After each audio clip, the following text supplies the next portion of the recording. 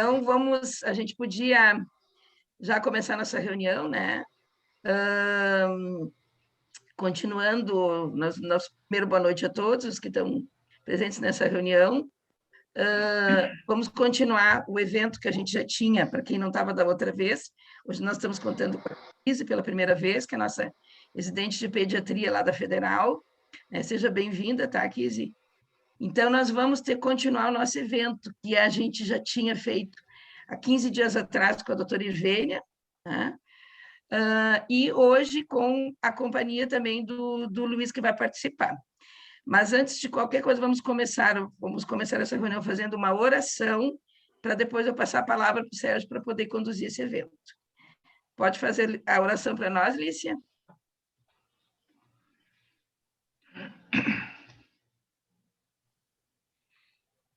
Lícia, está ouvindo?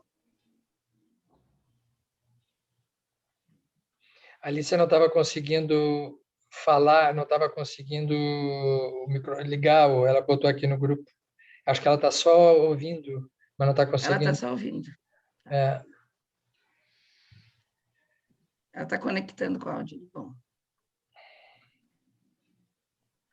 Bom, então, está com dificuldade ainda aí, Luiz, ou Sérgio? Então, gente, eu faço a oração aqui, gente.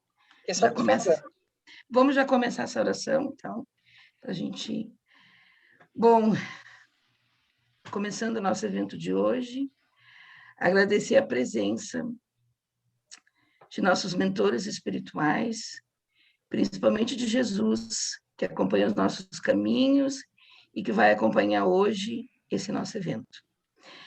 Agradecer a presença da doutora Irvênia, que tem participado desse nosso evento, nos trazendo tanto conhecimento, nos enriquecendo, nos ajudando a aprimorar na nossa caminhada.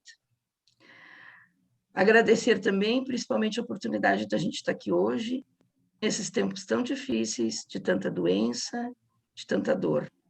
E a gente aqui está compartilhando saberes, crescimento e renovando, principalmente, a amizade com uma pessoa tão querida, que é a doutora Irvênia, que a gente tem acompanhado em tantos eventos, Medinesp, em eventos da AME, né? Então, vamos aproveitar a presença dela e vamos aproveitar para poder enriquecer cada vez mais o nosso crescimento. Muito obrigada, que assim seja. Está gravando, Luiz? Beleza. Então, tá, agora eu vou passar a palavra para o Sérgio, para poder conduzir esse nosso evento. Né? Fica à vontade aí, Sérgio. Então, tá bem, nós damos as boas-vindas aí à Irvênia, novamente, que já é uma integrante do nosso grupo, né? E a todos os demais, que temos a alegria de contar com ela mais uma vez aqui na AME Pelotas, para darmos continuidade ao nosso estudo, que começou há 15 dias atrás, e que, como imaginávamos, ficou curto o tempo para a gente poder interagir conforme a gente merece, aproveitando bastante a Irvênia. E hoje a ideia é nós começarmos, Irvênia, a partir de uma reflexão que o Luiz Fabiano Goulart, que é o nosso vice-presidente da AME Pelotas, que ele é ortopedista e traumatologista, estudioso da medicina e espiritualidade, espírita, enfim, nosso companheiro aqui, que ele tem um estudo muito interessante a respeito de dor, ele se dedica a esta temática, né, o trabalho dele. Inclusive, eu acho que ele vai te mandar em breve aí um trabalho bem interessante sobre o complexo de Atlas, numa visão espírita, de Atlas, né? E que ele faz um estudo sobre a dor, o sofrimento, né? E, particularmente no complexo de Atlas durante a pandemia, né? Um trabalho bem vasto, assim, que vale a pena dar uma lida e depois trocar ideias com ele.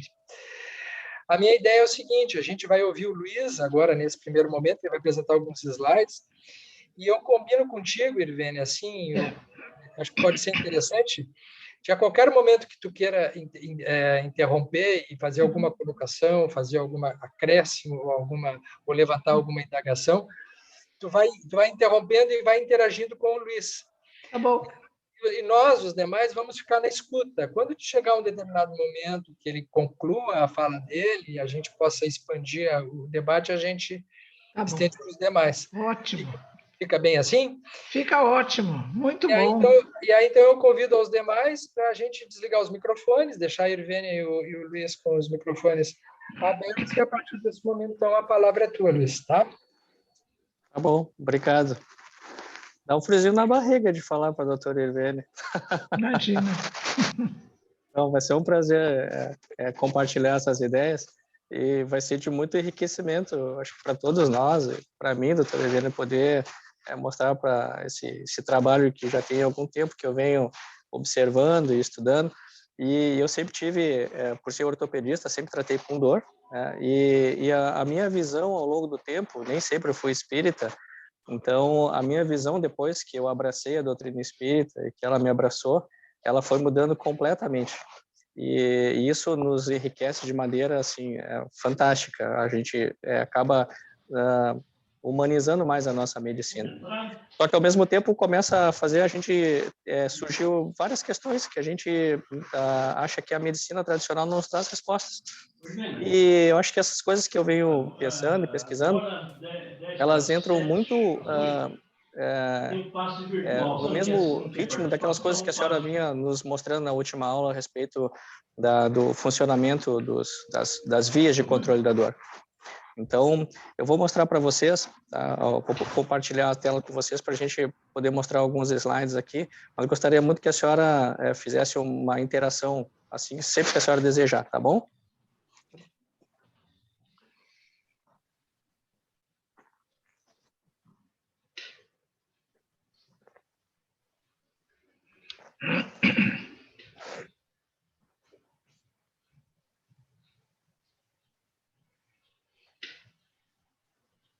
Então tá, acho que todos estão vendo, né? Sim.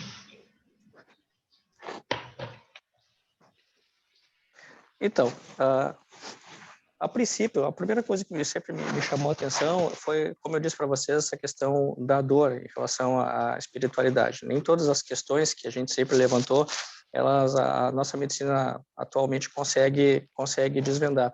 E também eu achei interessante porque me lembro que o Dr. Alten estava conversando com a senhora na outra reunião e a senhora ainda levantou a diferenciação entre dor e sofrimento, porque ela é fundamental. E uma coisa que eu observei, tudo que eu comecei a estudar sempre foi muito pensando nos pacientes que estão em grande sofrimento, que são principalmente os pacientes que sofrem de fibromialgia. Só que agora, com o início da pandemia, uma coisa começou a me chamar muito a atenção no consultório. Cerca de aproximadamente metade dos casos dos pacientes que chegam no consultório com dor, são pacientes com dor na coluna. E a grande maioria desses pacientes tem dor na coluna lombar. Só que agora, durante a pandemia, houve uma mudança nesse padrão de paciente. Eu comecei a observar que uma grande quantidade de pessoas, sobretudo mulheres, começaram a apresentar e aparecer no consultório com dores no pescoço, com cervicalgia. E pensando também, a gente inserido nesse ambiente, do jeito que está, da pandemia, com as restrições, os problemas de economia, de saúde, de política, a gente fica muito, mas muito angustiado o tempo inteiro. Acaba que as redes sociais, a mídia, enfim, muitas vezes atua como um desorganizador da nossa paz interior. E por isso que eu trouxe aqui o conceito da Organização Mundial de Saúde, do que é saúde. Sendo que a saúde é um estado de completo bem-estar físico, mental e social, e não somente a ausência de afecções e enfermidades. Sabendo disso, a gente pode pensar que esse ano, talvez o ano da pandemia, esteja sendo um dos anos, uma das etapas da história da humanidade, uma daquelas poucas etapas da história da humanidade, onde a humanidade inteira está deixando de ser saudável. Seja pela própria doença, mas também por tudo que vem advindo dela, das restrições sociais, das angústias, das depressões e das dores que vão se repercutindo na alma e trazendo para o corpo físico.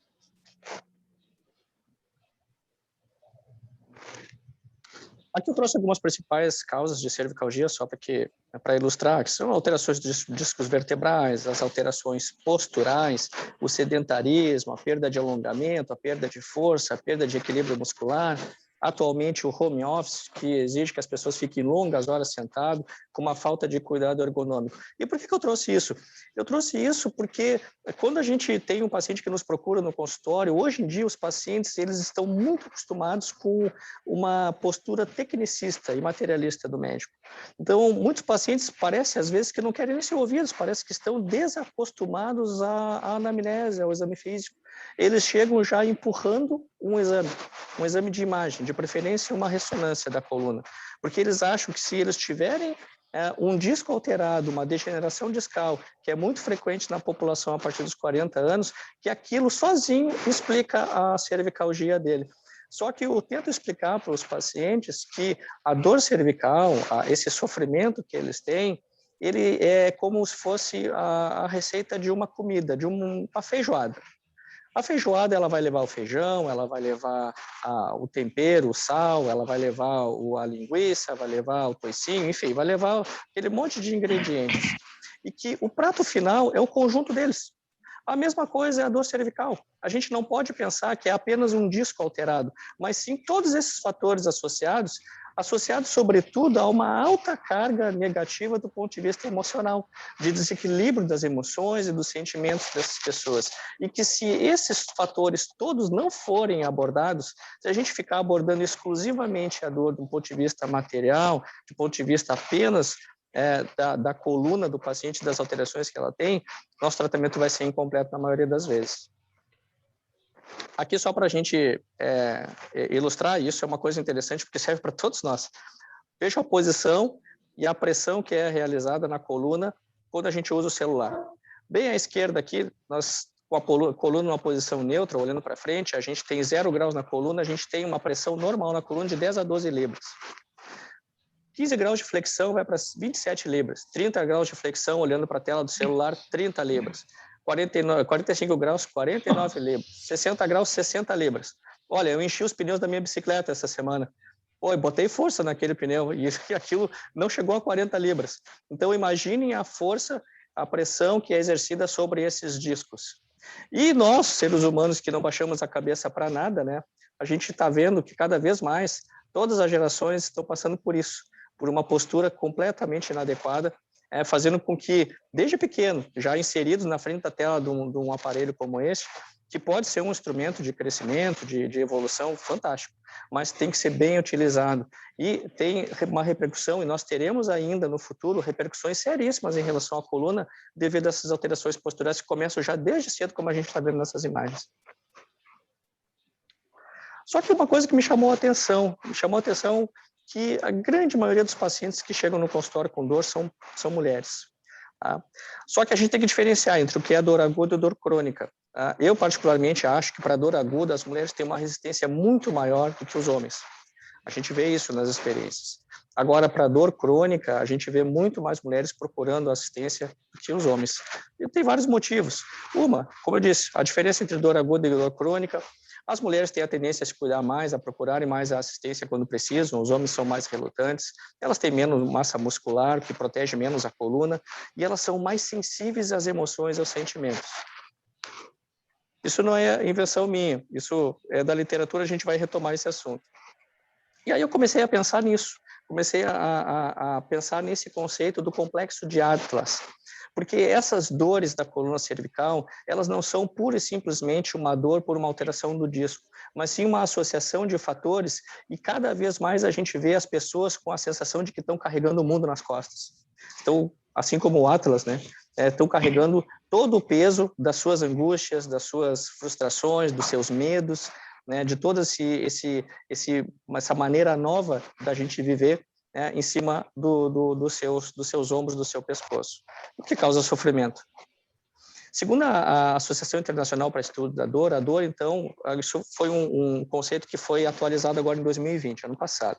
Ela é uma experiência sensitiva e emocional, a dor, desagradável, associada ou semelhante àquela associada a uma lesão tecidual real ou potencial.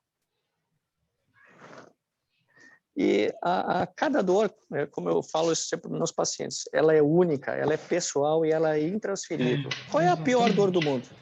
É a nossa. A pior dor do mundo é a que eu estou sentindo nesse momento. Então, dificilmente eu vou achar que a dor do outro é pior do que a minha, né? E cada um sente ela da sua maneira. É por isso que é difícil quantificar a dor. A gente usa, como a gente vai ver daqui a pouco, a escala visual analógica, mas dor é uma coisa absolutamente subjetiva. Em geral, a dor aguda ela vem associada à face de sofrimento, são os sintomas neurovegetativos, né? Sudorese, taquicardia, pode haver hiper ou hipotensão e irritabilidade. Só que a dor crônica, na maior parte das vezes, ela não é acompanhada com esses sinais clássicos de dor aguda. Pacientes com dor crônica, como fibromialgicos, por exemplo, eles chegam no consultório dizendo que tem dor nível 10. Já tive paciente que disse, se tivesse 11 nessa escala é onde eu marcaria. E eles estão com a cara que a gente está aqui agora, só com um olhar de tristeza. Não tem todos aqueles sintomas, aqueles sinais neurovegetativos que são característicos da dor aguda. E isso faz com que muitas vezes o médico, o familiar, a pessoa que está próxima, ou pior, o terapeuta, não acredite na dor do paciente, o que é uma coisa triste, uma coisa grave, na minha opinião. Uma das maneiras que nós temos de avaliar a intensidade da dor é através dessa escala que vocês estão vendo agora, que é a escala visual analógica. É simples, é fácil. Como é que a gente classifica as dores? Bom, as dores elas podem ser classificadas nesses tipos. A nociceptiva, que é por um trauma, as neuropáticas, que são por lesões do sistema nervoso somatosensorial. Mais recentemente foi desenvolvido esse conceito da dor nociplástica, justamente por causa dos pacientes com fibromialgia, porque não se enquadram nas outras categorias, já que são pacientes que sofrem, olha o termo, eles sofrem uma profunda dor, mas sem ter uma lesão propriamente dita ou detectável nos exames ou no sistema nervoso somatosensorial. E existe a dor mista, né, ou que a gente não consegue classificar. E aqui eu quis trazer essa imagem porque essa imagem ela se mistura um pouco com uma das últimas imagens da última aula que a senhora apresentou, doutora Hervênia, mostrando lá, chamou muito a atenção a sua observação em relação à SARA, a substância reticular.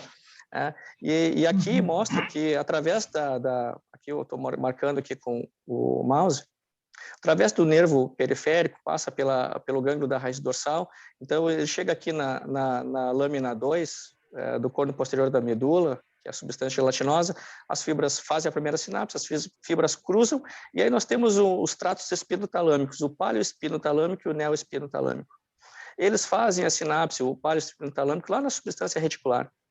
É aquilo que a senhora estava falando, né? Eles vêm através das vias leminiscais, como a senhora bem disse, são os leminiscos mediais que tem aqui, e ativam o sistema reticular, e o sistema reticular ele vai lá avisar o córtex cerebral que está chegando algum impulso, algum estímulo.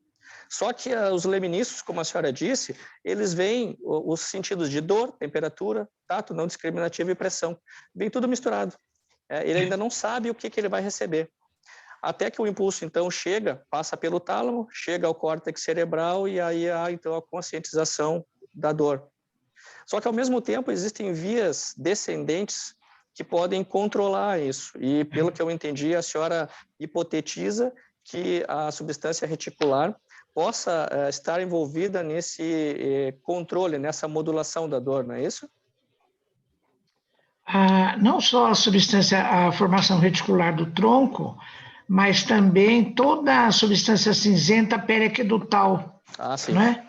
Sim, sim. Que ela envolve o canal do mesencéfalo e ela tem um papel importante como gate de controle da dor, né?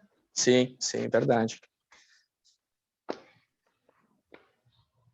Aqui uma outra representação, então aqui mostra um nervo, eu acho interessante porque aqui mostra os três dos 4 tipos de via aferente que nós temos no nervo periférico. Então nós temos as fibras alfa e A beta, que são fibras grossas, que são mielinizadas, que são do tato, e as fibras A delta e C são as fibras da dor propriamente dita.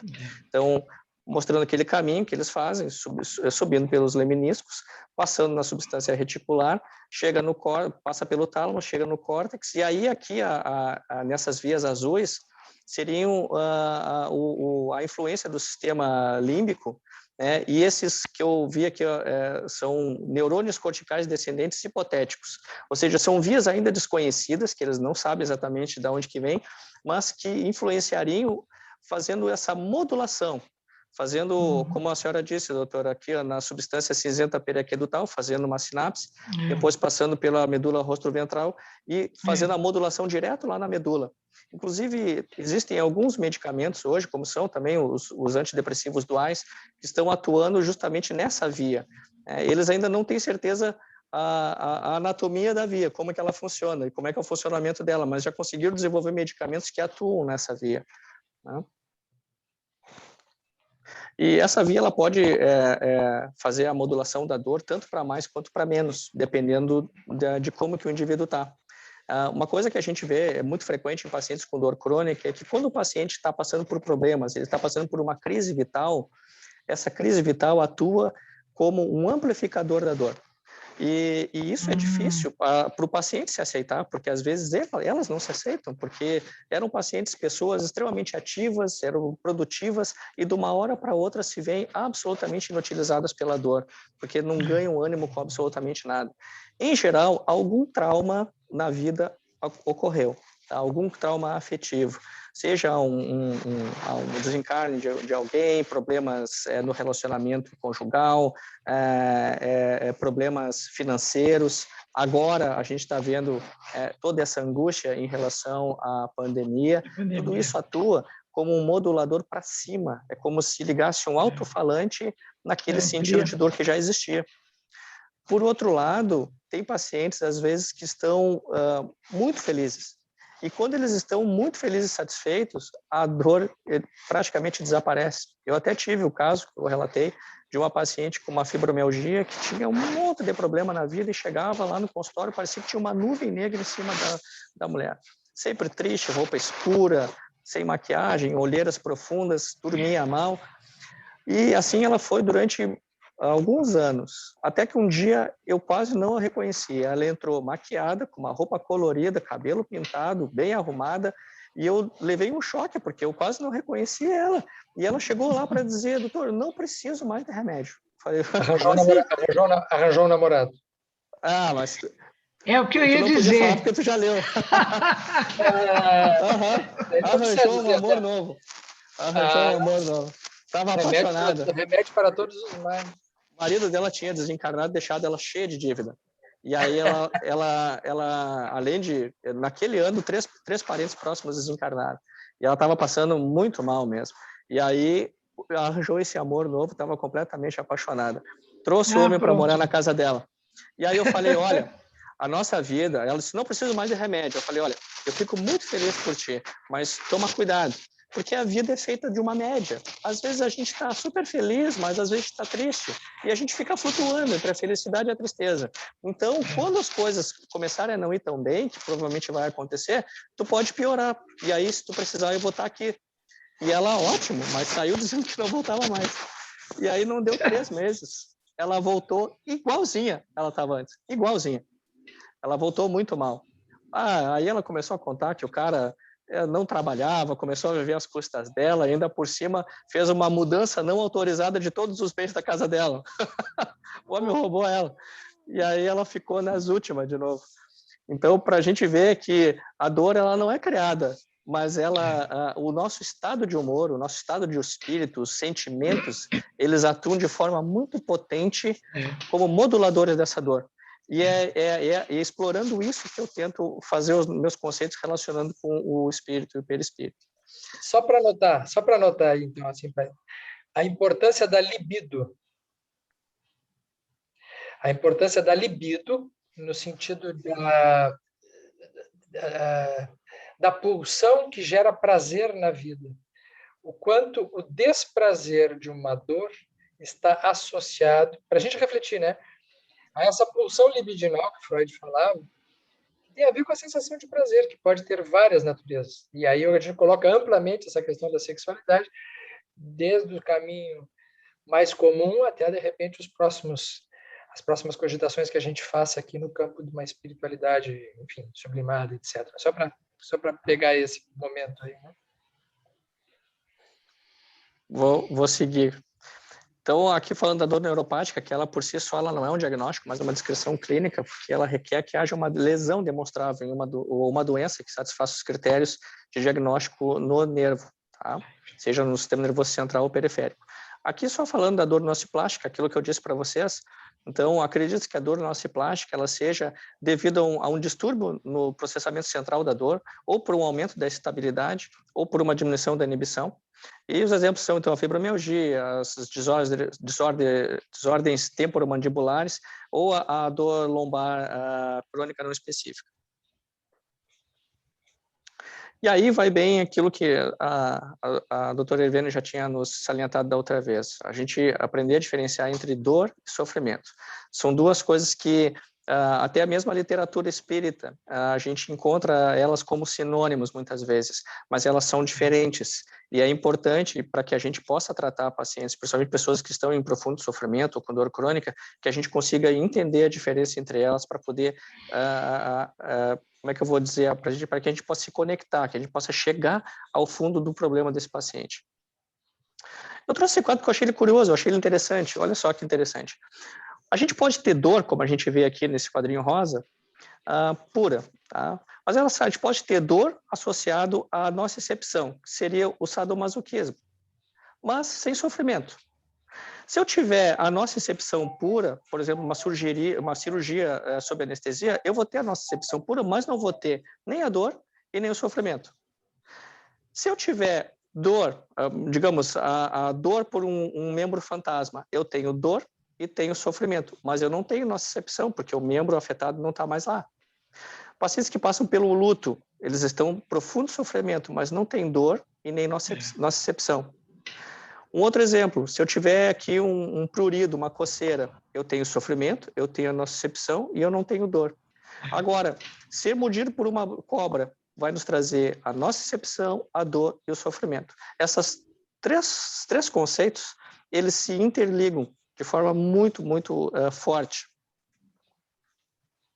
Então, a dor é um sinal de alerta que surge em função de algum estímulo nocivo, que seja real ou potencial no nosso organismo físico, com o estímulo dos receptores nociceptivos ou por uma lesão, estimulação inadequada do sistema nervoso somatosensorial. O sofrimento, por um outro lado, é uma reação emocional negativa em função ao trauma sofrido, seja esse trauma físico ou não, que vem acompanhado de angústia, ansiedade, tristeza, medo, raiva, frustração, culpa, ciúme, ou uma miscelânea, que muitas vezes vem tudo misturado, né? Aqui, doutora Irvine, eu trouxe essa imagem, porque a senhora sabe o que é isso aqui? Isso aqui é uma cuia de chimarrão, né?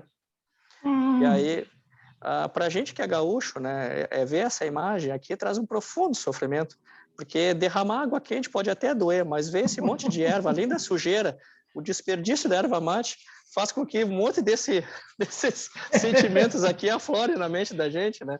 Então, só entende isso que é gaúcho, doutor Irvine. Pois é, verdade. Então, dor é diferente de sofrimento. Apesar de parecer apenas um aspecto conceitual, essa diferenciação ela é imprescindível para a compreensão e o auxílio necessário aos nossos pacientes. O médico, o terapeuta, ele precisa entender que são coisas diferentes. Para quantificar e tratar a dor de uma pessoa, basta ser médico, não necessariamente médico, profissional da saúde. Ter uma escala visual analógica, analgésicos, anti-inflamatórios à disposição, a gente consegue tratar. Agora, para quantificar e aliviar o sofrimento de um paciente, é preciso que o médico seja humano. Se a gente não tiver essa disponibilização de querer entender o que está acontecendo, se eu quiser simplesmente dar a receita para ele ir embora logo e eu poder atender o próximo, ou então simplesmente ir para casa ou me divertir, que infelizmente acontece muitas vezes, eu nunca vou conseguir chegar no fundo da dor do meu paciente, porque ela não é dor, ela é sofrimento. E para que eu possa chegar nisso, necessariamente eu tenho que ter a disponibilidade de querer me conectar com ele. E isso a gente, muitas vezes, claro, graças a Deus, hoje que isso está aumentando, hoje em dia, do ponto de vista da medicina, a gente vê cada vez mais estudantes se interessando por essa área, mas a gente vê muitas vezes que o próprio paciente ele está desacostumado a receber o atendimento dessa forma. A gente vê eles ficarem surpresos em, primeiro, tu analisar eles, tu conversar, tu falar da vida, falar dos sentimentos, e muitos deles, às vezes, até... A gente vê de tudo. Uns nos rechaçam porque eles vão lá para procurar um ortopedista, não um psiquiatra. E claro que eu não tenho a pretensão de ser, mas muitas vezes a gente vê que o paciente ele não quer se abrir porque ele está ali só para tratar a dor. Ele só quer que eu dê uma pílula para tirar aquele sofrimento. Só que quando eu vejo que a dor é mais do que dor, que ela é sofrimento, eu tento acessar um pouco mais desse paciente, eu tento ir um pouco mais fundo. E não é sempre que, por incrível que pareça, não é sempre que a gente é bem recebido nessa parte interna do paciente. Por outro lado, o paciente que se sente amparado, nossa, é a coisa mais bonita que tem, mais legal, é quando a gente consegue se conectar com o paciente a ponto de que quando acaba a consulta, ele diz para a gente assim, olha, não preciso mais de remédio, eu vou para casa agora sem dor. O que a gente fez aqui agora já me deixou muito melhor. Pô, isso é gratificante. Mas, por outro lado, a grande maioria das vezes a gente não consegue chegar aí. Né? E a gente tem que tentar entender a problemática desse paciente e ver aonde que está o fulcro dessas dores que estão fazendo ele sofrer. Doutora Irvine, se a senhora quiser me corrigir qualquer coisa, fique à vontade. Então, sem essa diferenciação muito clara em mente, o profissional médico é muitas vezes ineficiente, né? A gente não consegue chegar no ponto, fazendo com que o paciente que sofre ele mantenha a sua peregrinação, às vezes inesgotável à procura de alívio.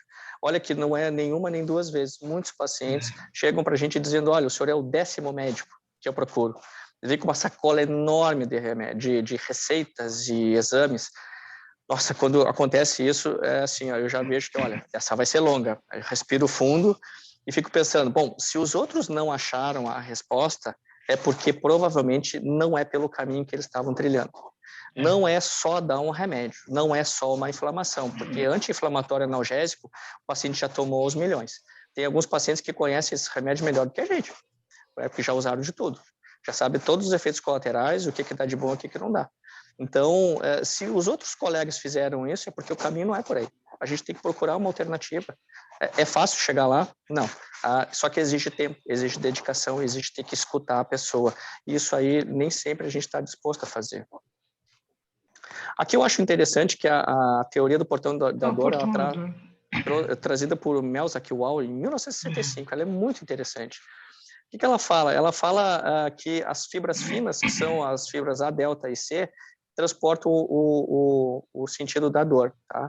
Então, quando essa fibra ela entra lá no gânglio dorsal, lá no corno posterior da medula, ele ativaria nas substâncias gelatinosa os interneurônios. E aí eu lembrei mais uma vez o que a doutora Irvênia falou das interconexões, das ligações dos neurônios, que talvez, do ponto de vista evolutivo, como a senhora traçou um paralelo com a evolução da humanidade, né, doutora Irvênia, eu achei muito interessante a sua comparação do ponto de vista evolutivo da humanidade com a evolução do cérebro, sendo que o cérebro mais evoluído é aquele que tem mais interconexões. Tem mais e na substância gelatinosa, então, estariam neurônios que seriam responsáveis pela modulação, digamos assim, da dor. As fibras finas, elas acabam anulando, eles inibem a ação desses neurônios, desses interneurônios, fazendo com que o impulso nervoso de dor passe e vá até o sistema nervoso central, causando a percepção de dor. Por outro lado, as fibras de tato, que são as fibras grossas, essas atuam estimulando esses interneurônios, e eles, uma vez estimulados, atuam aqui, ó, bloqueando o impulso nervoso, fazendo com que, então, a gente tenha menos dor. Isso é clássico, porque, assim, a gente sabe que se a gente der uma martelada no dedo, a primeira coisa que a gente vai fazer é fazer massagem. A gente vai passar a mão ali, justamente para que haja a estimulação dessas fibras grossas, para que haja a estimulação do interneurônio e o bloqueio da passagem do comando doloroso. Essa é uma... Oh, desculpe, doutora, diga. Não, só para exemplificar, nós mulheres que fazemos depilação, a depiladora não sabe disso que você está contando agora, mas quando ela põe aquela cera na perna da gente, depois ela puxa, imediatamente ela bate assim, ela dá tapinhas na perna da gente, para fazer exatamente essa concorrência do tato em relação à dor. Isso, exatamente isso que você está contando. É um conhecimento intuitivo que ela tem, né? Sim. Mas ela faz isso para a gente se distrair da dor, não é? Ah, com certeza. Não é o que as mães fazem também com os bebês? Aham, sim, Quando acariciam os bebês? é o mesmo mecanismo. Agora vejo que o controle central que está aqui em cima, ele atua formando uma modulação, um controle sobre isso. Eu não sei se vocês viram um filme chamado O Virgem de 40 Anos.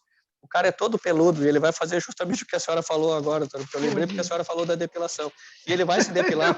Claro que aquilo deve ser extremamente doloroso, tá? Mas o grau de sofrimento dele pela ânsia de que aquilo ia doer na hora que ela puxasse, fez com que fosse muito pior. Justamente porque esse controle central estava modulando para mais, ele já estava esperando sofrer. Então, a ansiedade pré-trauma, a gente vê isso como ortopedista, eu opero pessoas, eu faço procedimentos invasivos nas pessoas, e a gente vê que as pessoas, às vezes, vão com um grau de ansiedade esperando já ter a dor, e esses acabam sofrendo mais. Né? Só aquela pessoa que, quando a gente bota a agulha, ele já puxa o braço, puxa a perna, e acaba se machucando em função disso, não em função da picada. Porque o grau de ansiedade, esse controle central, já está fazendo a modulação para mais dessa dor. Aquele filme mostra bem isso mesmo, Luiz. Realmente foi tirado bastante, o cara fez uma depilação quase que total. Sim, chegou a sangrar depois. Eu adorei essa imagem aqui, Verinha. Olha essa imagem aqui, eu botei porque as mulheres sofrem mais de dor crônica, né? Só que eu botei sofrem. Tá? O sofrimento das mulheres, nesses casos, acaba sendo maior. Além das cores do azul e do rosa aqui, vocês vejam a representação do cérebro, né? Então, o homem, olha aqui, ó, vamos imaginar que isso aqui seja vento.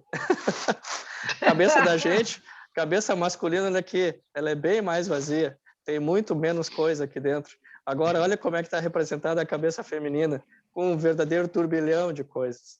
E a gente vê muitas vezes isso, a gente vê justamente isso, mulheres sofrendo justamente porque o cérebro não desliga, os eventos acontecem, elas têm aquele comportamento muitas vezes ruminante, elas são mais emotivas, mais sensíveis e as coisas as afetam mais. Vocês entendem o que eu quero dizer? Não estou sendo sexista aqui, isso aqui faz parte Luiz, da... Diga, doutora. Não, uma coisa interessante nessa coisa do cérebro feminino, e que eu não sei, eu pergunto para você se esse fator pode influenciar o fato das mulheres sentirem mais dor. O corpo caloso das mulheres, ele é muito mais expressivo, tem muito mais fibras do que o corpo caloso masculino. Então, essa associação de ideias que a gente faz entre um hemisfério cerebral e outro, na mulher, assim, aquilo tem um trânsito para lá para cá intenso, muito maior do que no cérebro masculino. Talvez seja um fator que potencialize a vivência da dor, né? Pode ser, porque, como eu estava falando, né, doutora, a gente vê isso na dor crônica, não na dor aguda. Na dor aguda é o oposto. Na dor aguda, em geral, os homens são muito mais eu diria, são muito mais fracos para a resistência à dor aguda do que as mulheres. A capacidade de resistência à dor aguda nas mulheres é muito maior. Eu vi isso já desde cedo na minha carreira, quando eu via, assim, uma vez eu vi um casal com fratura de perna num acidente de moto, o homem com uma fratura fechada de tíbia e a mulher com a fratura exposta. O homem quase botou o hospital abaixo e a mulher, a gente mal escutava um gemidinho. E a fratura dela era muitas vezes mais grave que a dele. E a partir dali, aquilo me chamou a atenção. Eu era estudante do 2º ou 3º ano de medicina, e a partir dali eu comecei a perceber que esse dito popular de que já ouvia dizer a minha mãe dizer que as mulheres eram mais fortes, realmente, claro, tem as suas exceções, mas em geral as mulheres têm uma capacidade, uma resiliência maior para a dor aguda, mas na dor crônica, disparados são as que sofrem mais. Talvez pela representação do que a gente vê aqui e a representação que o cérebro, nosso cérebro, todas as nossas estruturas físicas não são nada mais, nada menos que a representação do nosso modelo organizador biológico, que é o nosso perispírito. Então, se, do ponto de vista espiritual, nós temos essa tendência, né, quando nós encarnamos, o cérebro, o corpo caloso, ou as nossas tendências, elas são todas moduladas por aquilo que o perispírito determinou. Exatamente. Aí aqui falando, o Hermínio de Miranda estava falando, por que difere tanto na sua estrutura psíquica o espírito encarnado como homem daquele que encarna como mulher? Aí ele fala, o homem é mais agressivo, dado a gestos de coragem física. Nem todos. Menos sentimental. Ao passo que a mulher inclina-se mais à compassividade, à renúncia, ao recato, sendo, portanto, mais acessível às emoções e aos sentimentos. E aí eu vou batendo muito mais agora nas emoções e nos sentimentos, porque eu acho que eles são a chave para a gente. Em relação às emoções e sentimentos, as emoções, apesar de emoções e sentimento parecer que são as mesmas coisas, elas não são a mesma coisa. Então, a emoção é um programa de ações, um conjunto de respostas motoras que o cérebro faz aparecer no corpo como resposta a algum evento. É uma espécie de concerto de ações, não tem nada a ver com o que se passa na mente. É como se fosse um ato reflexo do nosso cérebro. Então, eu sou estimulado, a partir do estímulo, a primeira coisa que vem é uma emoção que surge em relação àquilo. Se o estímulo é positivo, a emoção é boa. Se o estímulo é negativo, a emoção é negativa. Uma parte do processo se torna pública, que é a emoção, e outra sempre se mantém privada, que é o sentimento, afirma o Dr. Antônio Damasio. As emoções ocorrem no teatro do corpo, elas são fisiológicas, elas estão restritas ao corpo. Os sentimentos, por outro lado, ocorrem no teatro da mente. Então, aí vem a diferenciação. Aqui eu trouxe, só como exemplo, tá? O Dr. Ekman, ele eu acho que talvez tenha sido um dos maiores pesquisadores, ele tem até um instituto hoje nos Estados Unidos com o nome dele, que estuda as emoções. E a determinação das emoções, o medo, a raiva, a alegria, o nojo, a tristeza, e o Dr. Ekman ainda fala da surpresa e do desprezo, ele classifica ela com 7 emoções básicas, tá? Nem todos os autores aceitam isso. Alguns dizem que é apenas medo, raiva, alegria e tristeza, tá? Porque eles acham que medo e surpresa, raiva e nojo têm a mesma característica. Como é que eles identificam uma emoção do ponto de vista científico? A emoção é determinada pela reação facial. Tá? Então, eles determinam assim que, por exemplo, a emoção de raiva, ele tem aquele aspecto, baixa a fronte, cara de raiva, medo tem a característica de arregalar os olhos, né? A alegria de sorrir, né? A tristeza, o olhar cai, enfim, tem todas essas características. A única que tem um traço que é unilateral, que ele fala, é o desprezo, que seria botar a boca por lado, assim. Então, essa seria a reação do desprezo, segundo o Dr. Ekman, que alguns acreditam, outros não. Mas essas são as emoções que são fisiológicas. Isso que eu quero deixar claro. A emoção, ela é uma coisa ligada a uma reação do corpo a um determinado estímulo, e ela é de curta duração. Se uma emoção passa a durar durante um tempo muito prolongado, provavelmente ela não é mais uma emoção, mas sim algum distúrbio. Aí eu trouxe uma coisa que me chamou muita atenção, que eu já li há muito tempo atrás, de Leon Denis, né? E sou fã do Leon Denis. Ele diz assim, fundamentalmente considerada, a dor é uma lei de equilíbrio e educação. A dor física produz sensações. O sofrimento moral produz sentimentos. Mas no sensório íntimo, sensação e sentimento confundem-se, são uma só e única coisa. O único detalhe que eu ouso questionar o Leon Denis é que eu acho que não é o sofrimento moral que produz sentimentos, é o oposto. Os sentimentos produzem o sofrimento moral. Tá? Mas fora isso, todo o resto, eu acho que para a época que foi escrito, ele era um visionário. Luiz. Diga, doutora. Luiz. Sim. Aquele autor que eu citei na vez passada, professor Raimundo Mano Vieira, lá da Escola Paulista, que escreveu a tese A Mente Humana, ele faz uma conceituação de emoção e sentimento exatamente como você colocou. Até ele fala que o termo emoção é formado por 2 palavrinhas. Esse que quer dizer para fora, emoção, movimento. Ou seja, o indivíduo põe para fora, através de sinais comportamentais e fisiológicos, aquilo que ele está sentindo no seu terreno privado, né? Uhum. Então, é exatamente isso mesmo. E, de modo geral, essas emoções que você citou, elas são regidas pelo sistema nervoso autônomo, né? Sim. Então, a não ser, por exemplo, a expressão facial, que tem outros componentes, mas a sudorese, a midríase, enfim, muitas taquicardia, outras. Sim. Taquicardia, a aceleração do ritmo cardíaco, elevação de pressão. Então, é interessante mesmo. E E elas são espontâneas e são imediatas, né, doutora? Isso que é interessante a gente pensar, que a primeira reação ao estímulo é a emoção. E acho uma coisa interessante, né, da gente pensar, porque às vezes a gente faz confusão nesses conceitos. Se cogita que a evolução possa, no nosso plano, modificar as emoções. E essa é uma outra questão. Parece nesse conceito que emoções, elas existem naquele que é mais primitivo ou naquele que é mais evoluído. Elas são semelhantes. O que podem se modificar são os sentimentos, né? O que cada um fará no seu plano, vamos dizer, no terceiro andar do cérebro, no terceiro andar da casa mental, a capacidade que ele terá de filtrar isso e fazer uma representação mais elaborada. Mas me parece que a raiva do santo e a raiva do bruto é igual. Uhum. Exatamente, Sérgio. A raiva que o Saulo tinha do Estevão é a mesma raiva que o Paulo teve quando...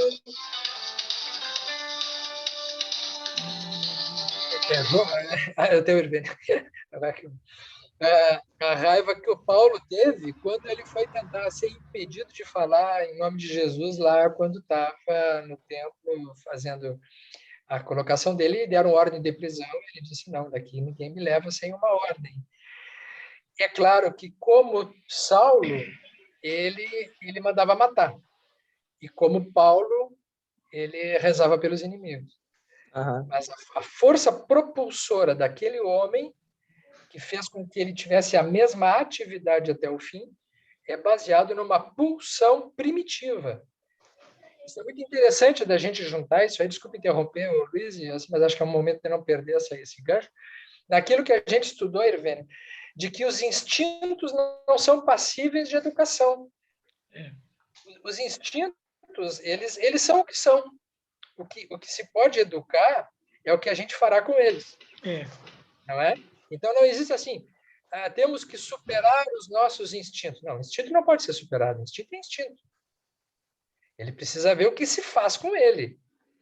Não é? Isso eu acho que é um conceito muito importante, assim, porque senão se cria uma ideia de que a evolução espiritual é a superação de aspectos que têm a ver com o corpo, que têm a ver com a vida física, que têm a ver com o humano, que têm a ver com as emoções. Né? Então, acho que essa é uma pergunta interessante assim, para a gente ampliar. Eu acho que é perfeito a tua observação, porque o instinto e a emoção, eles se atrelam, um é filho do outro, né? A emoção talvez seja filha do instinto, assim como o sentimento é filho do pensamento, né? Porque é a partir... Sentir todo mundo sente, não é possível que um ser humano não sinta raiva quando for agredido. Agora, o que a gente vai fazer se a gente tem a capacidade de perdoar e a velocidade em que isso acontece, aí é fruto da nossa evolução. Então, tem pessoas que vão demorar anos, séculos, para poder pensar, sentir e perdoar. Deixar passar essa raiva. Tem pessoas que é quase que momentâneo. Aí vem a evolução. Mas a emoção não deixou de existir. A emoção está lá, porque ela faz parte do instinto primitivo. Né? Eu acho que se casa esses conceitos, né, Sérgio? Sim. A gente explorou isso aí, né, Irvênia? Eu acho que esse é um assunto que dominou, inclusive, vamos dizer assim, a expansão das nossas reflexões na obra que a gente escreveu, esse livre trânsito nos três andares da casa mental, como uma forma de obtenção de equilíbrio, né? O Sérgio, você falou dessa coisa do instinto. Em veterinária, a gente tem um conceito de agressividade, que agressividade não é sinônimo de violência. Agressividade é o impulso para desempenhar uma ação, que pode ser acompanhada ou não de violência. Então, como você disse, esse impulso de fazer alguma coisa, ele pode atacar, ele pode lutar, ele pode ferir, ou como o Saulo fazia, né? Ou ele pode atuar de uma outra maneira em favor do bem, em favor da caridade, em favor do bem do próximo. Mas essa agressividade, então, é esse impulso da ação, impulso para a ação, né? Aqui está bem frio no Rio Grande do Sul atualmente, já viu? Eu sei até que o Alten está com a lareira acesa agora, nesse momento. O que nos faz sair da cama de manhã é um impulso agressivo. Se a gente não tiver agressividade, a gente não sai da cama. É verdade. Porque a agressividade é um movimento que se opõe A inércia. à inércia e às contrariedades. É o ir contra alguma coisa, né? Né? Então, a conservação... Até a gente como médico, né, Sérgio? Eu como ortopedista, eu tenho que ser agressivo para poder cortar uma pessoa, para poder fazer um procedimento invasivo numa pessoa. Agora, não quer dizer que com essa agressividade eu tenha maldade ou crueldade. Agora, ela exige um impulso que seja realmente incisivo, né, para que a gente possa fazer, mas utilizando, como a doutora Eviane bem falou, utilizando esse impulso para o bem. É interessante saber que o amigo foi agressivo com o meu dedo que eu cortei. É verdade. Olha, podemos garantir que o cara mais agressivo da M Pelotas é o Luiz Fabiano. Quem? Aos poucos, né, eu estou fazendo várias vítimas. Ele porque ele é capaz de pegar um troço e enfiar no osso, assim, que é assim. Mas ele sai da cama às 4h30 da manhã, 5 horas, eu sou agressivo nesse ponto. Ai, essa disputa tá parelha aí. Não, essa aí eu perco de longe. É agressividade e força também, né, Luiz? Porque o traumato faz muita força também, né? Então, as coisas andam vinculadas, sentimentos misturados. Tu vai ser agressivo, mas também tu tem que ter força. Eu acredito que tu, por exemplo, uma fratura. Então, são as duas coisas em conjunto também, né? E realmente é necessário. Não tem como ser diferente, senão tu não vai resolver, né? É muito interessante que eu conheço muito pela prática que muitos cirurgiões que param de trabalhar sem ter um projeto de encaminhamento da sua prática emocional, o adoecimento ele é muito provável, sabe?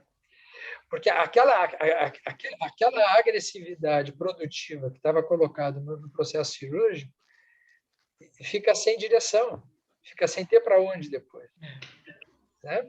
Então, isso é muito incrível. Assim, quando a pessoa pega um traumatologista e põe em férias por muito tempo.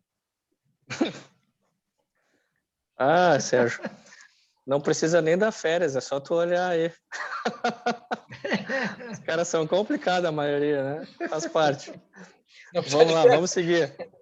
Olha só, gente, eu falei para vocês como que as emoções e sentimentos podem estar atrelados a essa modulação da nossa dor, né? E agora eu vou tentar fazer um link de como que esses sentimentos desequilibrados ou equilibrados, eles podem se transmitir para o nosso corpo. Qual seria o mecanismo que isso aconteceria? Para que eles possam efetivamente causar as perturbações, e isso pode ser extrapolado tanto para a dor, quanto para as mais diversas doenças que a gente sofre no corpo físico. O Carlos Eduardo Durgante, ele fala uma coisa bem interessante. Ele diz assim, as emoções são representações físicas dos sentimentos. Os sentimentos estão em uma esfera transcendente e organizados funcionalmente em um corpo sutil, que denominamos corpo vital.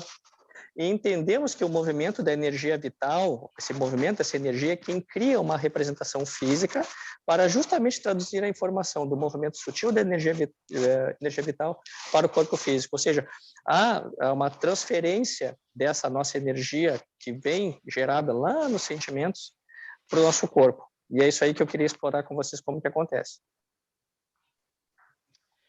Luiz, isso é muito interessante, porque na vez passada, quando eu falei que um dos mistérios, né, do ser vivo é o fato do protoplasma ser sensível, né? Então, a matéria viva é sensível. Agora, ela é sensível porque quem é que pôs isso lá dentro, né? É um grande mistério o fato, mas eu acho que tudo começa aí.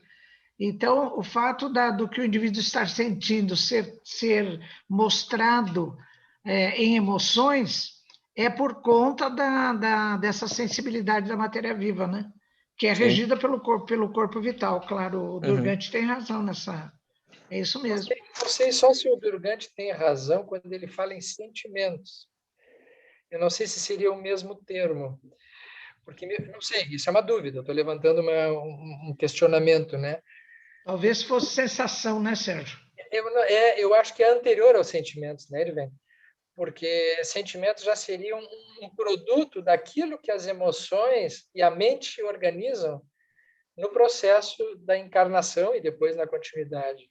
Mas não me parece que os sentimentos tragam através do corpo, o resultante das emoções. Eu não sei, isso ficou meio confuso, assim. Mas parece que a direção que tem mais nesse sentido, assim, de que no protoplasma existe a matéria-prima já de antemão, né, para produzir esses fenômenos todos, que aí a gente vai dar os nomes distintos. Né? Mas é só um questionamento, fiquei pensando nisso aí. Assim. A gente vai seguir explorando a ideia. Se me permite, tem um livro que eu estou lendo, eu acho que até, Luiz, tu já falaste sobre ele, A Vida Secreta das Árvores. As árvores, elas sentem a aproximação, por exemplo, a cássia na África, ela sente a aproximação das girafas e elas já começam a liberar toxinas para deixar as folhas com gosto ruim. Elas também avisam as outras árvores através da liberação de etileno. Então, já tem aí, as árvores sentiriam que... Eu estou colocando um outro reino, inclusive, quem sabe complicando mais ainda, mas as árvores teriam medo, receio, conhecimento. É um outro tipo de... É a sutileza da palavra que nos coloca aí em dúvida, né? E eu colocaria... Eu não gosto da palavra... Para mim, a agressividade... Sérgio, me parece algo muito contundente. Sim. E eu gostaria de colocar um pouco antes, que seria a questão de ímpeto. Tem um ímpeto, agressividade, Irgênia, quem sabe para nós, veterinários do reino animal, ela tem uma contundência, né, muito grande. Mas o ímpeto de sair da cama eu não me sinto agressivo, é o ímpeto. E assim como o Luiz Fabiano, quando... Irvênia, eu quase perdi a ponta do dedo numa serra aqui em casa e tive a feliz coincidência do Luiz Fabiano me atender. Então, ele teve o ímpeto, ele teve a necessidade, a consciência de atuar de uma forma bastante impetuosa sobre aquele ferimento que estava ali. Eu não sei, sutileza das palavras, né? A gente está acostumado a situar a agressividade na carona da destrutividade, da maldade. Então, isso no nosso cérebro já ganha diretamente esse caminho, né? Mas é nesse mesmo sentido, Alten, da que a gente está falando, do ímpeto como uma força que move, né? Mas isso eu acho que é uma discussão interessantíssima, porque mostra que tem muitas nuances no nosso dia a dia e muitas opções de atitudes que a gente possa tomar, né? Acho que isso nos dá uma possibilidade até de equilíbrio, de análise de bom senso daquilo que nós enfrentamos no dia a dia. Eu, por exemplo, hoje, se me permitem, tomei a segunda dose hoje de manhã e você já sabe a opinião da primeira dose que eu tomei, da vacina, né? E eu me sinto muito chateado, preocupado, Irvênia, porque eu tomei a dose, mas quem sou eu para tomar uma dose, meus filhos e os jovens que estão por aí, e a pessoa que está vendendo pano de prato ou suco de laranja na sinaleira não tomou a dose, ele está muito mais exposto do que eu. Eu estou hoje com um sentimento de chateação, até vergonha, de um privilégio como algo que eu não merecesse. É uma preocupação que eu tenho. Você está sofrendo. E quem sabe isso, Irvênia? Quem sabe isso? Quem sabe isso? Mas é uma situação... Eu estou com um sentimento engraçado. Enfim, eu ainda não consegui elaborar precisamente. Mas só falando a respeito de alguma coisa que o senhor comentou, Toral, eu tenho um pesquisador americano, chamava, acho que Sexton Burr, se não me engano. Ele na universidade, eu não lembro se era a Universidade de Yale ou se era de Nova York, ele colocava esses aparelhos para ver potencial elétrico nas árvores do campus da universidade, justamente para tentar provar que essa questão da medicina vibracional tem tudo a ver com o que a gente fala hoje em relação à possibilidade de influência do perispírito sobre a matéria. E ele provava que as árvores tinham um campo eletromagnético ao redor delas e que variava de acordo com temperatura, de acordo com o clima, com a estação do ano, né? Então ele já fazia vários estudos nesse campo e ele começou a estudar também a parte celular, né, das células humanas. Uma coisa que chamou a atenção, que foram desdobramentos desses estudos iniciais dele, que eu não botei aqui na apresentação, mas, por exemplo, uma coisa que me chamou muita atenção é como é que, olha, a quantidade de reações de metabolismo celular que acontece, sim, ó, num piscar de olhos, a todo instante, continuamente, em todas as células do nosso corpo. Como é que isso pode dar certo? Como é que, olha, vamos olhar o ciclo de Krebs, vamos olhar a glicólise, a gliconeogênese, a transformação de energia a partir de uma molécula de glicose. A quantidade de reações e reações a nível de membrana celular que acontece, de transporte de substâncias, é absurdamente complexo. Quando a gente pega os livros de bioquímica, que estuda essa parte molecular celular, a gente vê como essas reações são complexas. E a principal hipótese é que isso seja por tentativa e erro. Esse íon está aqui, ou então esse ligante está aqui, ele se conecta com aquele receptor, e aí então eles ativam isso, aquela cadeia inesgotável, e que isso aconteceria por acaso. Os desdobramentos da pesquisa do Dr. Sexton, eles mostraram que, na verdade, eles acreditam que, na verdade, isso aconteça por uma vibração. É como se fosse aquela molécula e o receptor na célula, eles se ligassem, não de ligação por tentativa e erro, ela vai tentando até que ela encaixe aqui, mas por uma vibração como acontece com ondas de rádio. E que assim ela conseguiria acontecer de forma instantânea e em vários locais ao mesmo tempo e não haveria erro, né? Porque as reações, para que as nossas células estejam todas conectadas e nós estejamos vivos aqui agora, é extremamente difícil. É extremamente difícil estar vivo, encarnado. Teoricamente, a entropia falaria para que a gente fosse destruído, que nada desse certo. Mas qual é a força que liga todas essas moléculas? Nós sabemos que é o perispírito. E é a partir daqui que eu quero tentar mostrar como é que isso funciona. Eu queria te propor uma coisa, Luizão. Eu estou vendo aqui, nós temos um fator importante aqui, que é o nosso horário, né? Uhum. Nós temos 20 minutos ainda, conforme o horário combinado. Então, eu queria propor, eu não sei o quanto tu tens ainda para apresentar, mas eu queria te propor o seguinte.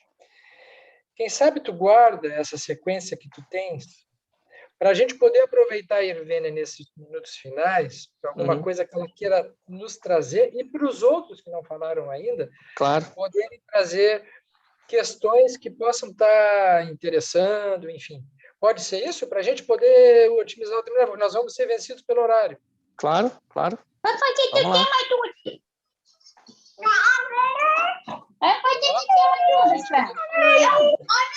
Só da Raquel. Eu acho que é da Raquel. Pô, que susto que eu tomei. Desculpa, gente, eu tava brincando com meu filho. Tá bem. A gente achou que era um espírito, querendo se manifestar. Devia ser um espírito. É encarnado, né? Ai. Luiz, eu te proponho isso, a gente pode seguir, né? Nós temos essa liberdade. Sim. Vocês são os presidentes. A nossa prioridade é ouvir a doutora Irvênia. Mas eu acho que a gente deveria deixar um espaço agora para Irvênia e os demais. Tudo isso que o Luiz Fabiano trouxe é muito, muito bonito, muito importante. Eu fui fazendo os links aqui com a questão dos animais, com a parte evolutiva, né? Isso é muito bonito, essa questão de dor e sofrimento. A Alessandra, a nossa colega aqui, tinha deixado uma pergunta, aproveitando esse ponto também que vocês estão falando do protoplasma, ela deixou uma pergunta aqui no chat, que seria no protoplasma o início do princípio inteligente, o sensível? Mas André Luiz fala isso. Em Evolução em Dois Mundos e também em outros livros, ele fala que nesse protoplasma que acabou se formando no fundo dos mares mornos, né? No começo quando ainda a Terra estava naquele começo de formação, então nesse protoplasma, nessa geleia cósmica, que é a expressão de André Luiz, o princípio inteligente já começou a atuar. E eu tenho uma reflexão seguinte: se o princípio inteligente já começou a atuar nessa geleia cósmica, que já é matéria viva, né? Em que momento isso foi... Em que momento isso sofreu uma individualização? Essa é uma outra pergunta, Irvênia. Acho que essa é uma pergunta, desculpa, assim, mas Tu acha que o princípio inteligente ele já nasce individualizado ou ele se individualiza no processo? Eu acho que já nasce individualizado. Eu tenho uma proposta, uma teoria, uma tese de que o que se individualiza é a matéria. Porque ali, quando tem esse protoplasma lá, indiferenciativo, essa geleia lá no fundo dos mares mornos, eu acho que quando um pedaço dessa geleia passa uma membrana em volta e fala, olha, o que está dentro dessa membrana sou eu ocupo o meu lugar no espaço e pronto, ele é ele e o outro que fez uma membrana no outro pedacinho é outro. Então, eu tenho a impressão que o que se individualiza é a matéria e não o princípio inteligente. Eu acho que o princípio inteligente já nasce individualizado. Mesmo porque André Luiz, viu, Luiz Fabiano, no livro Evolução em Dois Mundos, eu acho que é no capítulo 5, ele diz bem assim, que cada célula do nosso organismo, do organismo dos animais superiores, corresponde a um princípio inteligente primitivo, elementar, que é regido.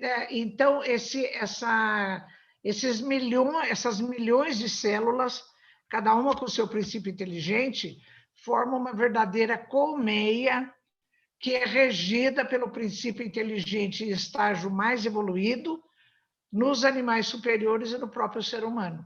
Então, isso está em Evolução em Dois Mundos, eu acho que é capítulo 5.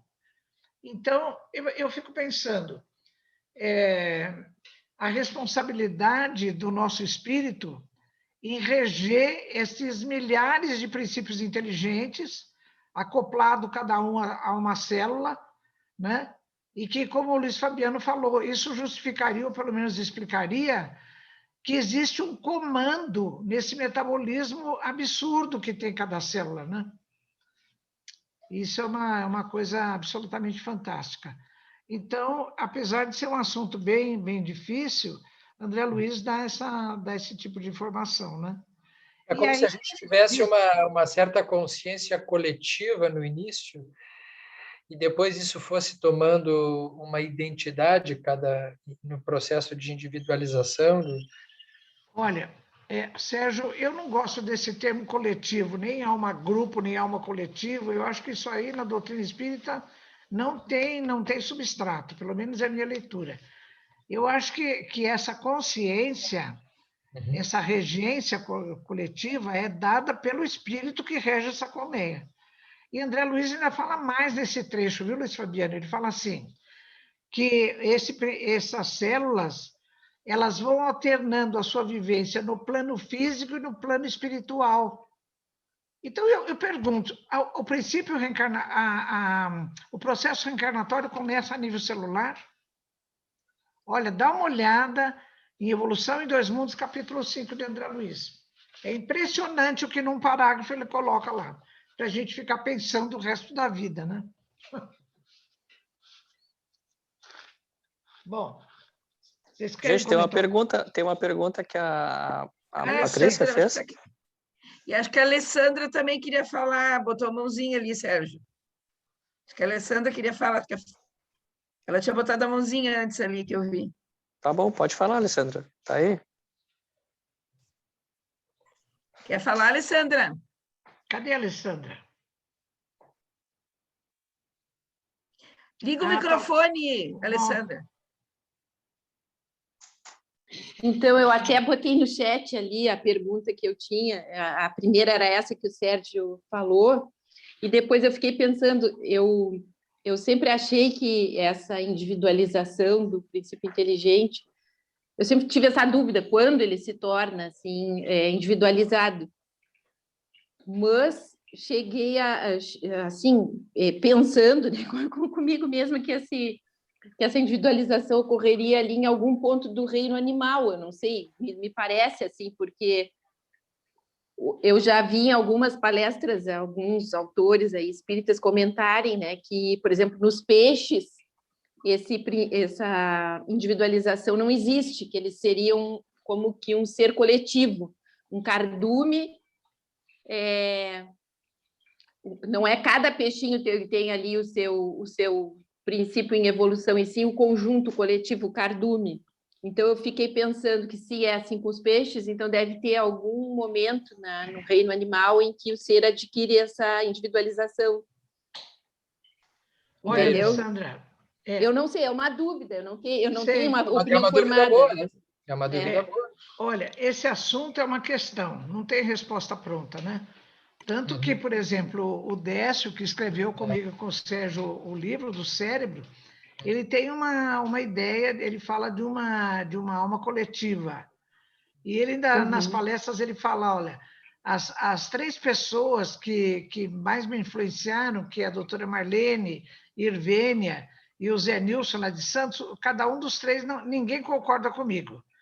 Né? Então, a minha postura é diferente. Eu não aceito esse conceito de alma grupo, de alma coletiva.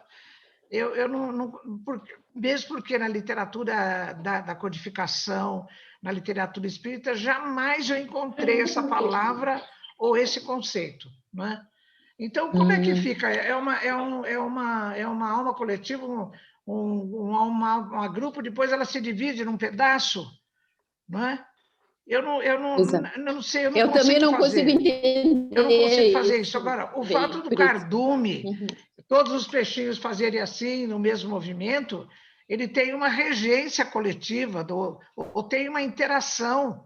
Né? O Rupert Sheldrake fala nos campos morfogenéticos ou morfogênicos que eles têm uma ressonância de um para o outro. Eu acho que essa coisa coletiva acontece por conta da ressonância dos corpos morfogênicos do Rupert Sheldrake. Né? É muito interessante então, isso que a Alessandra está trazendo, Irvênia. Eu acho fantástico essa questão, porque daqui uns dias mais, acho que em junho, o Décio vai falar que... Aí tu pode fazer essa mesma pergunta para o Décio também. A maneira como a Irvênia apresenta realmente não é a mesma do Décio. Não é. É totalmente contrária. É o contrário. Mas como é uma questão, né, Alessandra, que eu falei que o meu livro, A Questão Espiritual dos Animais, tem essa palavra questão, que significa no dicionário matéria em discussão. Tem muita matéria em discussão na obra espírita, muita.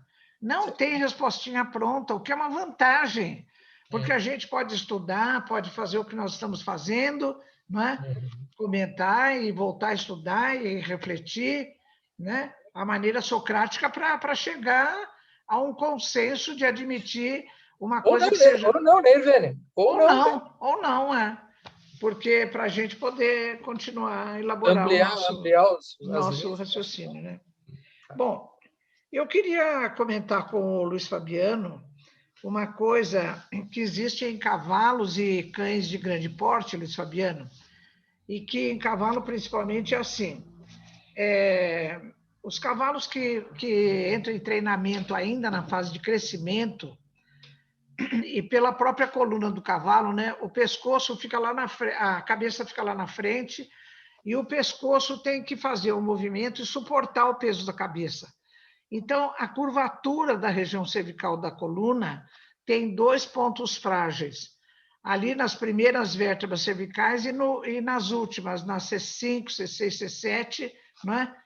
Principalmente de C5 a C7, que é o ponto de apoio naquele movimento de pendular que ele faz quando tá correndo. Né? Bom, então, esses animais que são colocados em treinamento forçado, ainda em crescimento, eles apresentam uma subluxação nessas últimas vértebras cervicais, C5, C6, por aí. Bom, pelo fato da via de dor ela ser cruzada, então ela chega no gânglio sensitivo e ela entra na medula, ela faz ali uma conexão, cruza o plano mediano e sobe. Né? Bom, então chega lá em cima na região cervical, o trato espinotalâmico vai ter uma estratigrafia. Como ele cruzou o plano mediano, então as fibras que vêm da região sacral, elas cruzam e se colocam. Depois vem a da região lombar, empurra a sacral e se coloca. Depois vem a torácica, depois vem a cervical. De maneira que lá em cima, no trato espinotalâmico, na região cervical, as fibras que vêm da região sacral, elas são mais periféricas. Então, esses animais, esses cavalos que têm essa subluxação, das últimas vértebras cervicais, eles apresentam, viu, Walter? Não sei se você lembra, apresentam uma chamada bambeira. O cavalo anda e ele dá uma bambeira do posterior.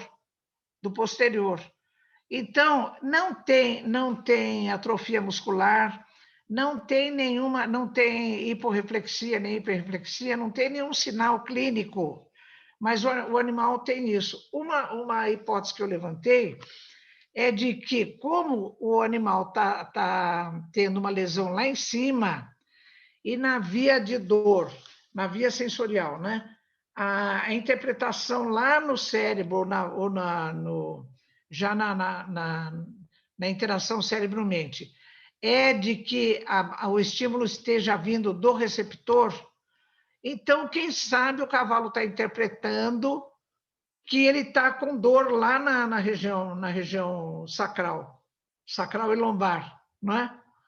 Porque por conta dessas duas características, da estratigrafia do trato espinotalâmico, que lá na região cervical a parte sacral e depois a lombar são bem periféricas, e também pelo fato da via sensorial, das vias gerais, dor, temperatura e tal, sempre referir o território dos receptores. O que você acha disso, Luiz Fabiano? Você acha que essa minha hipótese tem alguma razão? Tem algum embasamento? Por exemplo, nos teus pacientes, você já viu alguém com lesão cervical também referir algum distúrbio de movimentação na região lombosacral? Sim, isso acontece, doutor Evene. Primeiro que, de forma semelhante ao que acontece nos animais, como a senhora citou, normalmente são as vértebras C5, C6, C4, C5, C5, C6 e C6, C7, essas três, as que são mais afetadas no ser humano. Então, olha, é muito difícil a gente pegar um exame de imagem onde não haja algum grau de discopatia degenerativa nesses níveis, sendo o ápice C5, C6. E já acontece isso, é uma síndrome bem descrita da estenose do canal medular a nível cervical, porque essa estratificação acontece também nos seres humanos. Então, acaba que quando essa síndrome começa, o paciente ele começa a perder, primeiro, só que no ser humano é diferente. No ser humano, a estratificação, o membro superior ele está mais periférico, né? E aí, quando a gente começa... Não, perdão, me enganei. É como a senhora disse, os mamíferos são todos iguais. O paciente começa a perder primeiro a força de membros inferiores na estenose inicial, e depois, conforme a estenose avança, ele começa a perder depois a força de membros superiores. Ô, Luiz Fabiano, desculpa, na via proprioceptiva, a estratigrafia é o contrário. Na propriocepção. Na propriocepção é o contrário. Então, talvez a gente tenha que, nesse raciocínio, associar as duas coisas, né? Uhum. Os pacientes, eles vão tendo, conforme a estenose, que é a compressão medular acontece, ela vai acontecendo de forma progressiva e eles vão começando a ter perda de força. Então, essa perda de força começa, normalmente, de forma periférica, nos membros. Começa a ter a ponta dos dedos, começa a perder a alteração de força nos braços, começa a ter alterações de força nas pernas, dificuldade para caminhar, alteração do equilíbrio, né? Conforme a evolução da estenose vai aumentando, a gente vai aumentando também a sintomatologia clínica de forma que, quando ela começa a ficar mais grave, o paciente começa a degenerar a própria medula por alterações circulatórias. E aí ele começa a fazer uma degeneração que acontece na porção central da medula, num grau um pouco mais grave. E aí, então, o paciente começa, às vezes, a perder a capacidade de marcha, né? Que coisa, não? É a coisa que eu falei, né, Sérgio, da primeira vez, os padrões de organização que se repetem, né? É uma coisa muito interessante isso, muito, muito interessante. É claro que o ser humano com a postura ereta e tem outras variáveis, né? Mas o padrão de estratigrafia da via de dor, da via proprioceptiva, nossa, tudo isso é muito bonito, porque explica as coisas, né? Explica Agora como as coisas acontecem. Nós vamos ver no futuro o fruto que assim, a tecnologia está nos trazendo hoje. Então, como eu mostrei lá no início, hoje, quando a gente era criança, eu tenho agora 42 anos, então naquela época não tinha celular, não tinha essas coisas, e a gente não tinha uma postura tão ruim, né? Inclusive a gente tinha que levantar para ir trocar o canal da televisão. Hoje em dia é tudo na mão, né? A gente fica deitado no sofá com o pescoço torto, olhando para baixo na tela, e às vezes está com o celular, às vezes eu vejo pela minha filha, está com o celular e a televisão ligada, cada um numa coisa diferente, numa postura absolutamente inadequada. Então, a tecnologia tem as suas vantagens no progresso humano, mas também a gente vai ver coisas que talvez a gente não veja hoje, a gente ainda vai ver no futuro, nas próximas gerações, como consequência desse mau uso da nossa coluna, né? Luiz Sabe, Fabiano, Luiz, que eu me chamou a atenção aquela tua apresentação que tu colocaste do celular, porque a gente já está vendo, né, Luiz, e pessoal, assim, a gente que é pediatra, principalmente nas crianças jovens. Então, é interessante isso aí. Alteração de postura, né? Além de outros efeitos colaterais, tipo miopia, uso inadequado celular, mas me chamou a atenção porque eu já tenho visto em crianças pequenas, 5, 7 anos, por uso inadequado, prolongado de celular, essas alterações bem prolongadas, bem salientadas. E sabe outra coisa que também eu gostaria só de te perguntar, Luiz, nessa questão, quando falou em dor cervical, tem muitas vezes que aparece, o único sintoma é perda da força, né? O único, dor cervical. Não, na verdade, a perda da força é um dos últimos sintomas. Tá, então é isso que eu queria saber, porque eu já vi alguns pacientes também. A perda da força seria um dos últimos, então. É um dos últimos. A Juliana pode me ajudar nesse sentido. Mas a perda da força muscular é um dos últimos sintomas. A primeira coisa que começa a acontecer é a dor. Normalmente, aí, quando a doença na coluna aumenta, a gente começa a ter a irradiação, depois alterações sensitivas, depois, por último, as alterações motoras. Permitem uma colocação, já que estão falando de questões atuais. Eu li um trabalho hoje, Irvênia. Bom, eu fiz os cursos lá com a Irvênia em São Paulo, mas hoje eu sou muito ambientalista, Irvênia, e procuro buscar anatomia nessas questões. Eu sei. Eu li um trabalho, li a apresentação do trabalho, né? Que estudaram um coprólito de 2.500 anos e viram que tem grande alteração da flora bacteriana.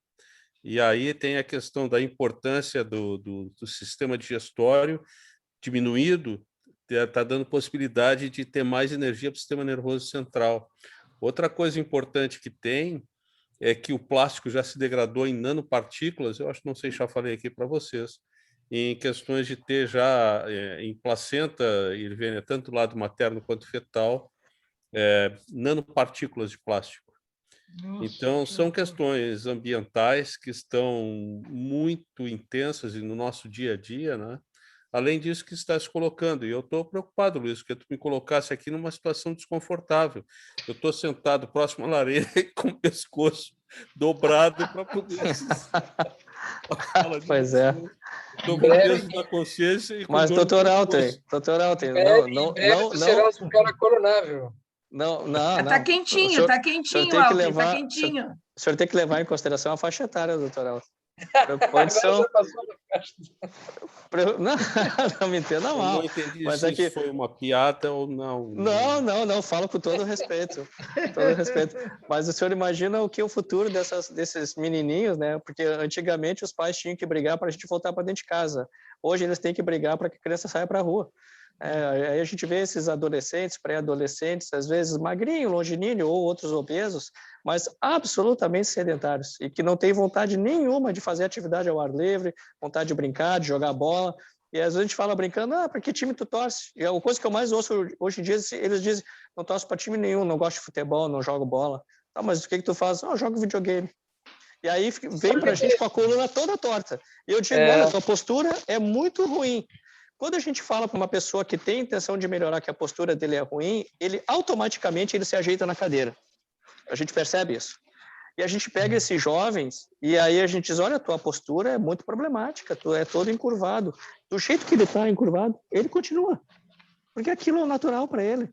E além de ele achar que aquilo é natural, ele não tem massa muscular, atividade física que treine o músculo na posição correta. Então, a gente vai ter muito avanço na tecnologia, mas a gente vai ter também, ao longo das próximas gerações, muitas alterações, consequências disso que está sendo plantado hoje.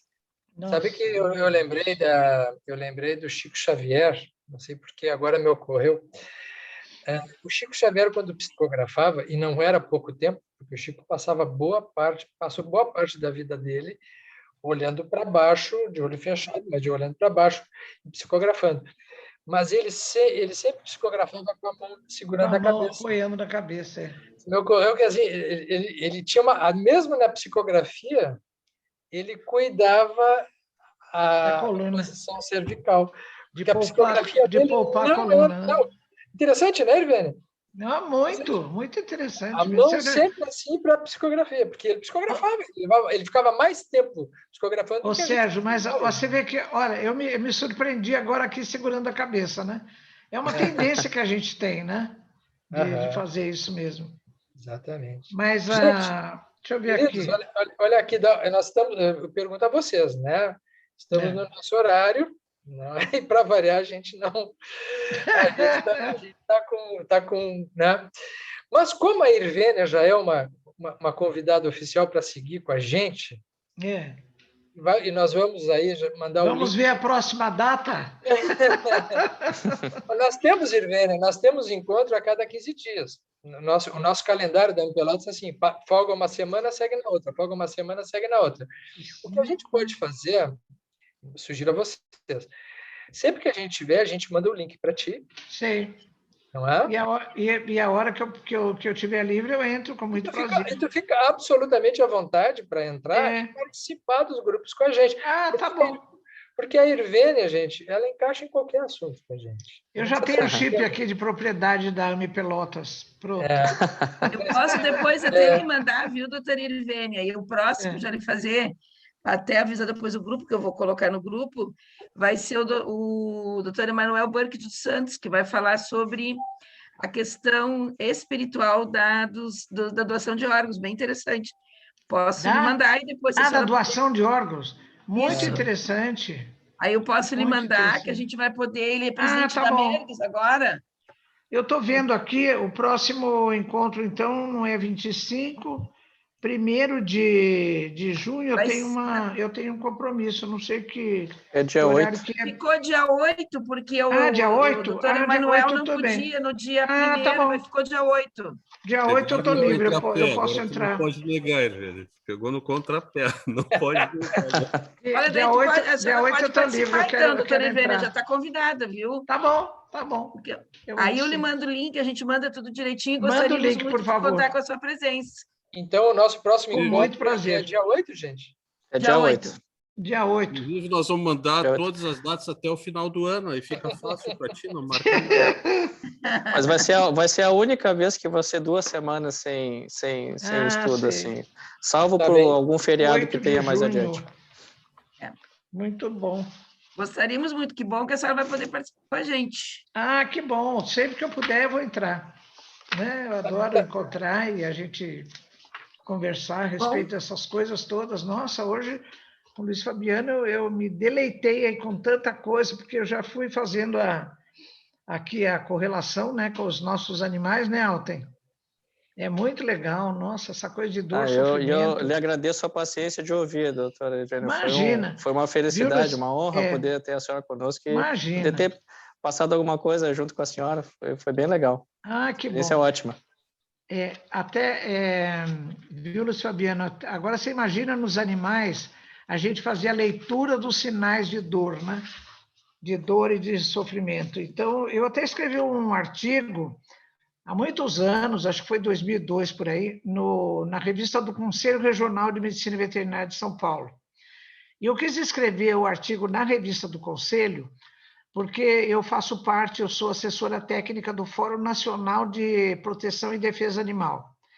Então, eu faço pareceres técnicos, por exemplo, que eles me solicitam nessas provas de rodeio, de vaquejada, de rinha de galo, de puxada de cavalo que tem em Santa Catarina, uma porção de coisas, né? Então, o que eu faço nesses casos? Eu analiso através de vídeos ou de fotos os sinais que eu posso ler que são sugestivos ou indicativos de dor e sofrimento, né? Então, isso é muito legal. Essa coisa toda da gente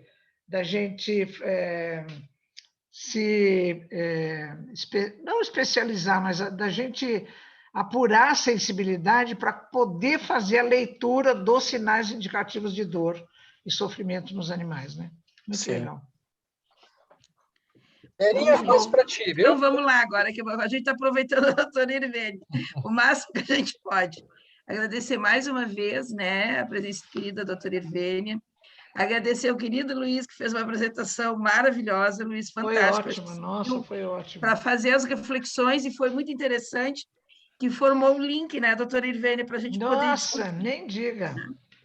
Muito legal. Muito bom, muito obrigada. E, claro, vamos contar mais adiante com a presença da doutora Irvene. E eu gostaria de convidar para fazer o encerramento dessa nossa reunião de hoje, para a Janine, se ela pode encerrar para nós hoje, Janine. Vamos pedir a Jesus, aos nossos mentores espirituais, que estão sempre conosco, o amparo, a presença espiritual em nossas vidas, agradecer pela presença da doutora Irvene, essa nossa amiga, essa nossa irmã, de tantos anos dentro dos congressos, que nós queremos tão bem, e pedimos a proteção de Jesus pela vida dela, com seus amores, seus parentes, filhas, netos, que ela tenha muita proteção, muita vida, para que ela possa estar sempre nos passando não só conhecimentos, como a sua energia, a sua organização, a sua amorosidade. E agradecemos ao Luiz, a todos nós presentes, e pedimos, Jesus, a cada lar de cada um de nós, presentes e ausentes também da AME Pelotas, que seja retirado dos nossos lares tudo que não for produtivo e que seja deixado o amor, a luz, a paz e a saúde. Esteja conosco no próximo encontro para que a gente possa discutir esses assuntos que a Irvênia e o Luiz nos colocaram, que nos deixaram tantos pensamentos, tantas dúvidas, e que coisa boa que é assim, que seja sempre assim a AME, e que seja todos nós sempre unidos no ideal da doutora Marlene, que nos deixou esse legado, da união, do estudo, da pesquisa, e desse encontro que é sempre muito agradável aos nossos corações. Esteja conosco, se conosco, Senhor, hoje e sempre, que assim seja. Que assim seja. Que assim seja. Muito bom, pessoal. Então, até a próxima.